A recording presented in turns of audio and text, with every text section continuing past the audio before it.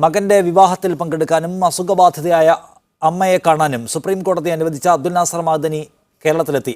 അല്പസമയം മുൻപാണ് മഅ്ദനി നെടുമ്പാശ്ശേരി വിമാനത്താവളത്തിൽ എത്തിയത്. വിചാരണ തടവുകാരിൽ നിന്ന് സുരക്ഷാ ചെലവ് ഈടാക്കരുതെന്ന സുപ്രീം കോടതി ഉത്തരവ് സ്വാഗതാർഹമാണെന്ന് അബ്ദുൽ നാസർ മഅ്ദനി മാധ്യമങ്ങളോട് പറഞ്ഞു. സുപ്രീം കോടതി ഉൾപ്പെടെയുള്ള കോടതികളുടെ പെർമിഷൻ കിട്ടി. ആ പെർമിഷന്റെ അടിസ്ഥാനത്തിലാണ് വരാൻ വേണ്ടിയിട്ട് ശ്രമിക്കുമ്പോൾ നമുക്ക് ഒരു താങ്ങാനാവാത്ത വലിയൊരു നിബന്ധന കർണാടക ഭരണകൂടത്തിന്റെ ഭാഗത്തുനിന്നുണ്ടായി. അത് വീണ്ടും സുപ്രീം കോടതിയെ സമീപിച്ച് ആ നിബന്ധന കർണാടക ഗവൺമെന്റ് വെച്ച നിബന്ധനകൾ ശക്തമായി ഇളവ് ചെയ്തു തന്നു. യഥാർത്ഥത്തിൽ ഈ 18 ലക്ഷം രൂപ ഇളവ് ചെയ്തു തന്നതിനേക്കാളും എനിക്ക് സന്തോഷകരമായ കാര്യം ഇതൊരു കീഴ്വഴക്കമായിട്ട് തുടരില്ല എന്ന് സുപ്രീം കോടതി പറഞ്ഞതാണ് സന്തോഷകരമായ കാര്യം.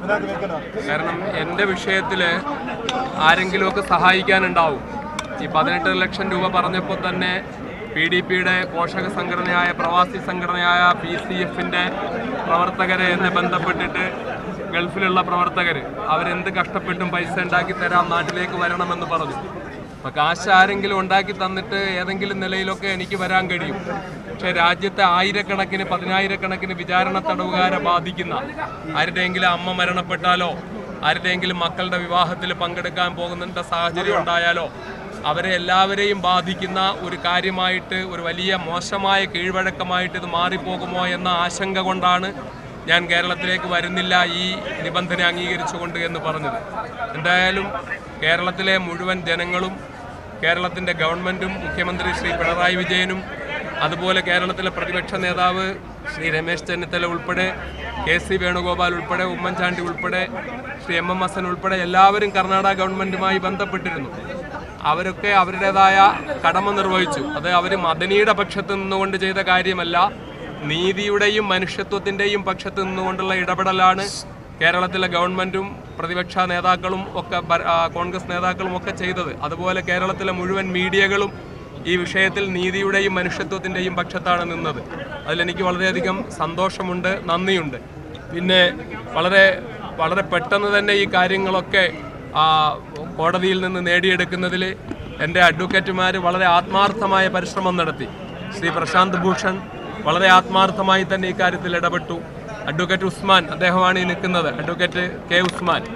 അപ്പോൾ അദ്ദേഹവും അതുപോലെ തന്നെ അഡ്വക്കേറ്റ് ഹാരിസ് ബീരാനും ഇവരൊന്നും ഒരു നയാ പൈസ പോലും ഫീസ് വാങ്ങിയല്ല ഇത്തരം കാര്യങ്ങളിൽ ഇവർ ഇടപെടുന്നത്.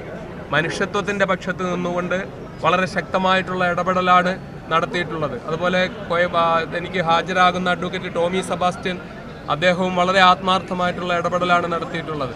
അപ്പോൾ വക്കീലുമാർ, കേരളത്തിലെ എല്ലാ ജാതി മത ഭേദമന്യുള്ള എല്ലാ ആളുകളും, മനുഷ്യാവകാശ പക്ഷത്ത് നിൽക്കുന്നവർ, രാഷ്ട്രീയ പ്രവർത്തകർ, കേരളത്തിൻ്റെ ഗവൺമെൻറ് എല്ലാവരുടെയും ഭാഗത്ത് നിന്ന് നീതിയുടെ പക്ഷത്ത് നിന്നുകൊണ്ടുണ്ടായ ഈ സമീപനത്തിൽ വളരെ അധികം സന്തോഷമുണ്ട്. ഒരു കാര്യം കൂടി ഞാൻ ആവർത്തിച്ച് പറയുകയാണ്, ഞാൻ പരപ്പന അഗ്രഹാര ജയിലിലല്ല ഇപ്പോൾ കഴിയുന്നത്. 3 വർഷം മുമ്പ് എനിക്ക് അബ്ദുൽ നാസർ മഅ്ദനി കേരളത്തിലെത്തിയിരിക്കുന്നു. വിമാനത്താവളത്തിൽ അദ്ദേഹം മാധ്യമങ്ങളോട് സംസാരിക്കുന്നതാണ് കണ്ടത്.